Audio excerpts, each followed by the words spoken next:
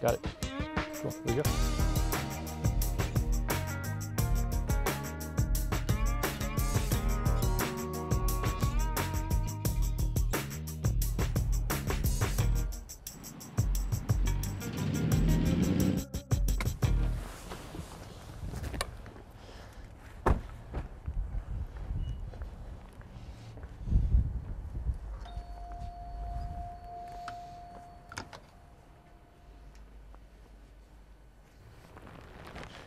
Oh yeah, this is comfortable. You like this? Yeah. Do you like to sleep? Yeah. I do too. I love to sleep. There are a lot of sleeping disorders out there. There's something called sleep apnea, where people have a hard time breathing when they're sleeping, and there's narcolepsy, where people fall asleep just uncontrollably, have this urge to sleep all the time. There's insomnia, where people can't sleep. There's something called restless leg syndrome, which I had only heard about just recently, and that's a syndrome where some people can't get their legs, they feel like their legs need to move all the time, and it keeps people from sleeping. There are a lot of sleeping disorders out there, and it's hard for some people to sleep, but I want to give you some assurance for anybody who has a sleeping disorder or anybody who just needs a nap. One of the ways that God describes death is sleeping. He talks about we're going to rest. Now, I really don't think we're going to be soul sleeping. I don't think we're going to be asleep, but I think that it's his way of describing death in a way that makes it something that's not going to be scary for us, so we won't be afraid of it. But God describes death as rest. In Revelation 14:13 we read, "Then I heard a voice from heaven say, 'Write, blessed are the dead who die in the Lord from now on. Yes, says the Spirit, they will rest from their labor, for their deeds will follow them.'" When Jesus talks about the state of death, he talks about it as sleeping. In Matthew 9:24 he says, "Go away, the girl is not dead but asleep." But they laughed at him. In Mark 5:39 he says, "He went in and said to them, 'Why all this commotion and wailing? The child is not dead, but asleep.'" In Luke 8:52 he says, "Meanwhile all the people were waiting and mourning for her. 'Stop waiting,' Jesus said, 'she is not dead, but asleep.'" In John 11:11 we read, "After he said this, he went on to tell them, 'Our friend Lazarus has fallen asleep, but I'm going there to wake him up.'" And in Acts 7 verse 60 we read this, "Then he fell on his knees and cried out, 'Lord, do not hold this sin against them.' When he said this, he fell asleep." The apostles also talked about death as being rest.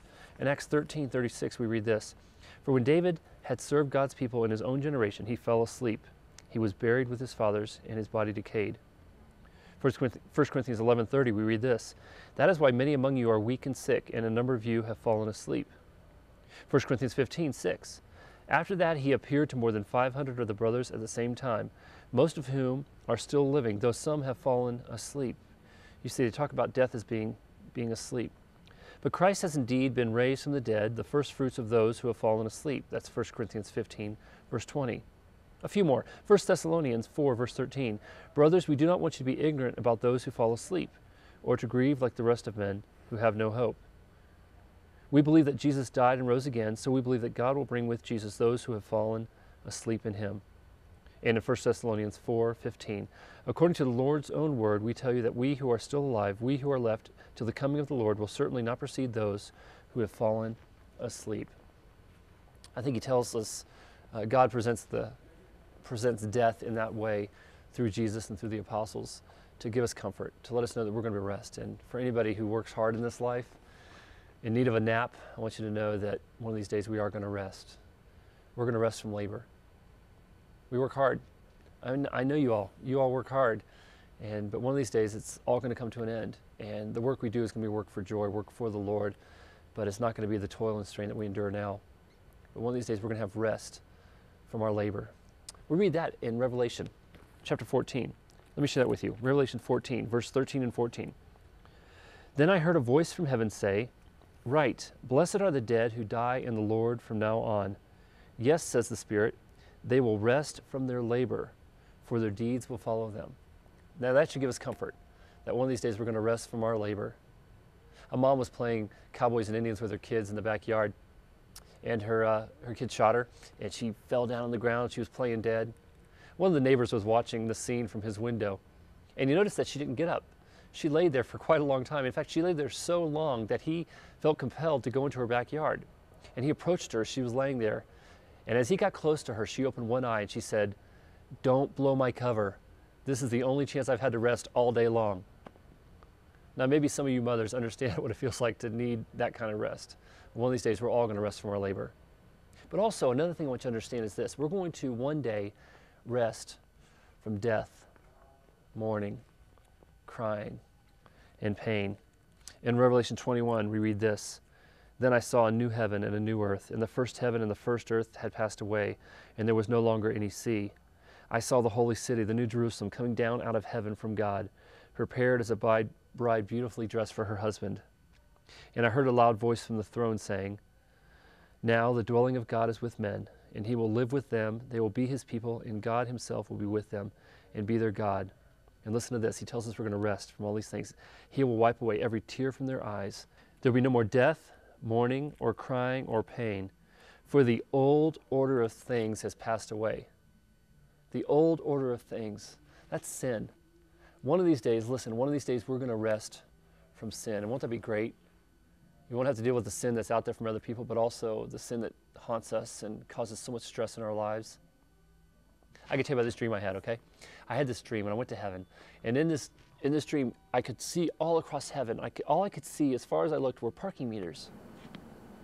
I thought, that is the strangest thing I've ever seen. And Peter was there. I asked Peter, I said, "Peter, what are these parking meters?"